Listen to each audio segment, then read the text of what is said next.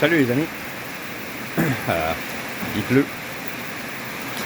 Ça vient de commencer.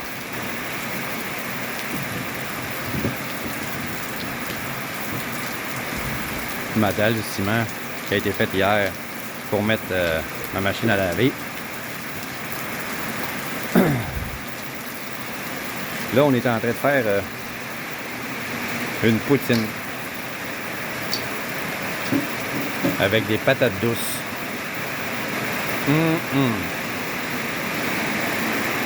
Voilà. Il y en a différentes couleurs. On va avoir du bacon, du fromage cheddar, du vrai, que j'ai trouvé. Puis cette sauce-là qui est écœurante. Fait que ça va être ma première vraie poutine avec des frites qui seront pas molles. Ils sont croustillantes, juste un petit peu sucrées.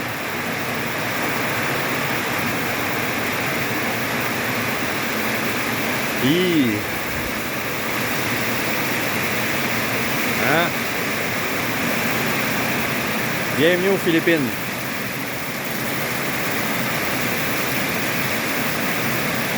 Ça vient juste de commencer il y a quelques minutes.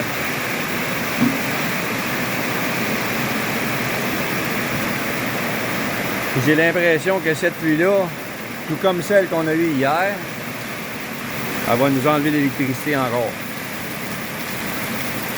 À chaque fois qu'il y a des pluies comme ça, chez nous, c'est les fils dans la forêt qui pètent à cause que les arbres tombent dessus, les érables.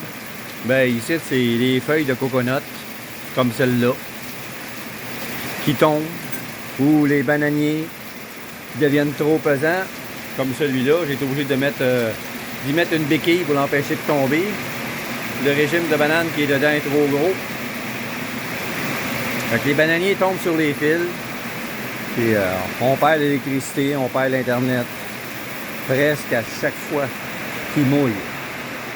On traverse ma maison.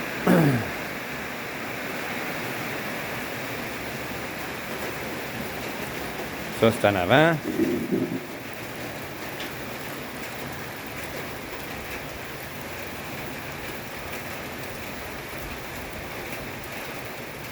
Le nuage est quasiment fini de passer. C'est la deuxième fois qu'il mouille comme ça aujourd'hui. Un peu plus tôt, ça a duré moins longtemps. Ah, cette feuille-là, elle va tomber sur ma corde à linge. Toing! Ouais, je vais la prendre. Aussitôt que la pluie va arrêter, je vais la prendre puis je vais la diriger sur l'autre côté. Pour pas qu'elle casse ma corde à linge. C'est assez aiguisé ça, ces feuilles-là. Il y en a une qui a tombé sur mon fil électrique là-bas. Parce que je suis plugué sur le voisin en attendant qu'on me branche sur l'électricité. Ce qui devrait pas être trop long. Je suis sur la liste d'attente là. Je suis allé l'autre jour puis j'ai payé pour le branchement. 200 pesos. Puis je suis sur la liste d'attente là, pour ce mois ici. Fait qu'une feuille comme ça, les rebords sont tellement aiguisés que ça a sectionné mon fil électrique là-bas.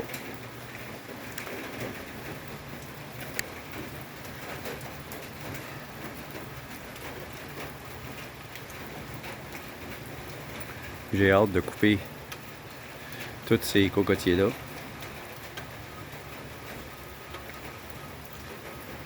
Pour un ami, j'ai acheté cette terre-là.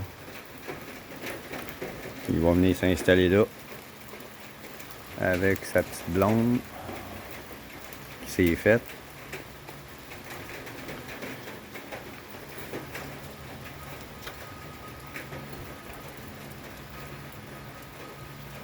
D'ici la mi-2025, il va être installé dans sa maison. Nous autres, on attend que les patates douces en arrière soient assez grosses. Je pensais que ça prenait juste 2 mois. 2 mois, c'est le minimum. On peut se rendre jusqu'à 4 mois pour récolter la patate douce qui va être très très grosse, donc très payante. Donc je vais attendre 4 mois. On a déjà 2 mois de fête. Il disait que c'était... Non, il disait pas que c'était 2 mois, il disait que c'était 3 mois. Fait qu'on a déjà presque 2 mois de fête. Je vais attendre les 4 mois pour en avoir plus. Si je veux pouvoir clôturer toute la terre puis me construire un magasin juste là, vis-à-vis les 2 cocotiers qui sont là.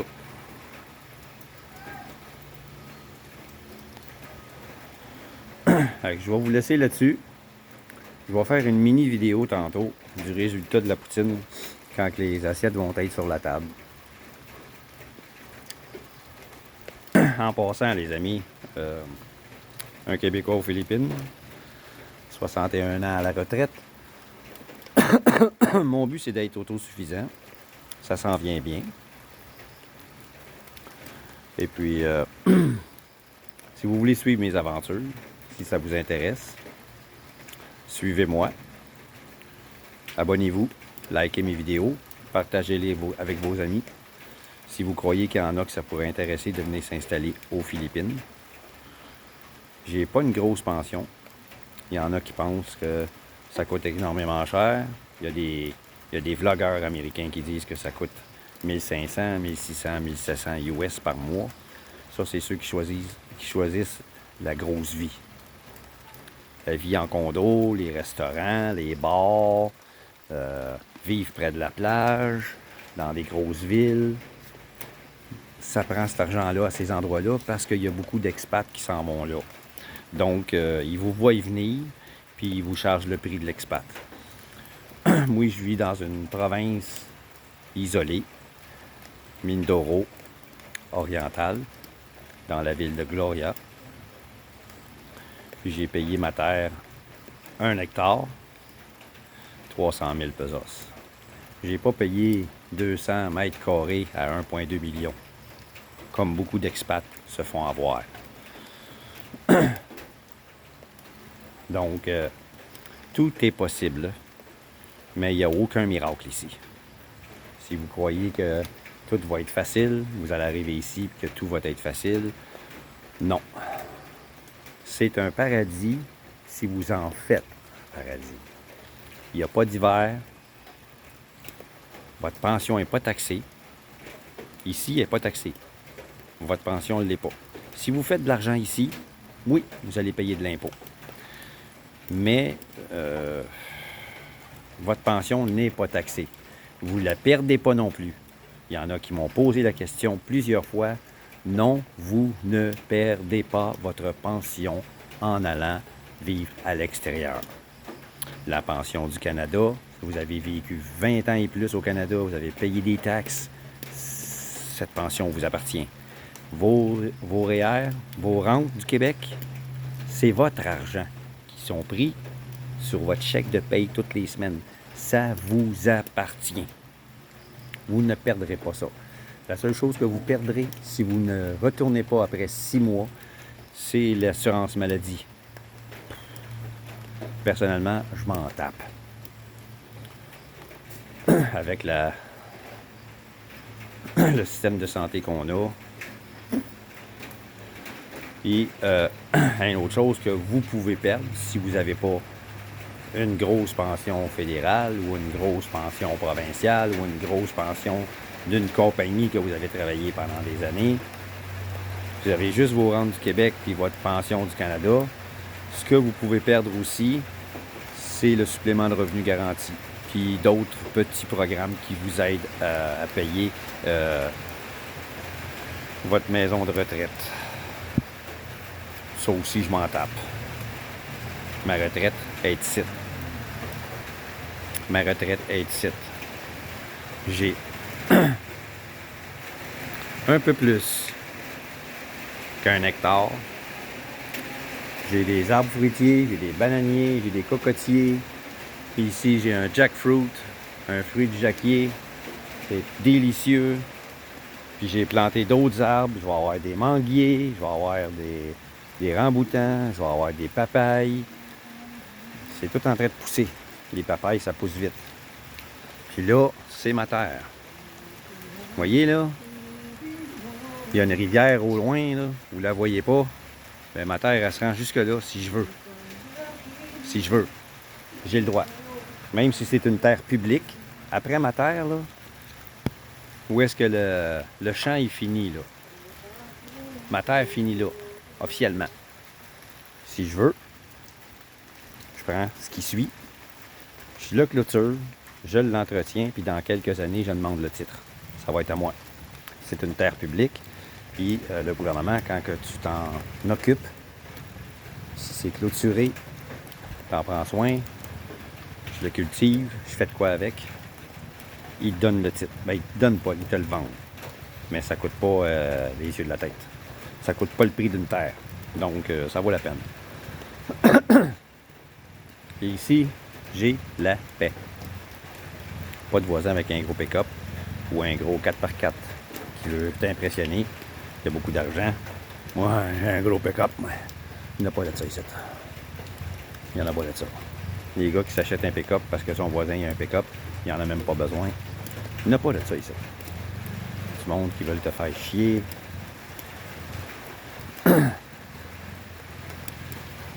Des woke, comme Trudeau et compagnie, il n'y en a pas de ça ici. Ici, c'est la paix. La nuit, tu dors. Il fait noir. T'as la crise de paix. T'as pas de cons qui font les burns en avant de chez vous. Pas de chicane de voisins. Les voisins ne sont pas collés sur toi. Puis ici, le monde, il cherche pas la chicane. Les Philippins, c'est du monde qui cherche pas la chicane. Ils évitent toute chicane.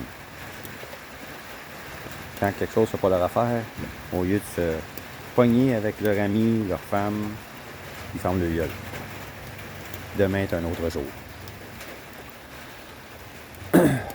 Si tu cherches pas les problèmes, si tu gardes ton mauvais comportement, si tu le laisses dans ton pays quand tu viens ici, tu arrives ici, tu es humble, low profile, tu fais tes affaires, tu n'auras jamais de problème. Il n'y a personne qui va te chercher des noises. Personne. Donc, il n'y a rien de facile. C'est le paradis si toi, t'en fais un paradis. Si tu crois que tout va être dû parce que tu es un étranger, puis que tu as de l'argent, puis que tu es impatient, ça prend de la patience. Si tu es impatient, tu vas être dans la marde. Après 6 mois, tu vas sacrer ton camp. Il faut être patient partout. Partout, partout, partout, partout, partout. Donc, si le contenu de ma chaîne vous intéresse, vous avez des questions, gênez-vous pas, posez-les. Ça va me faire un plaisir de répondre. Et continuez à suivre mes aventures, parce que ce n'est qu'un début. À la prochaine. Bye bye.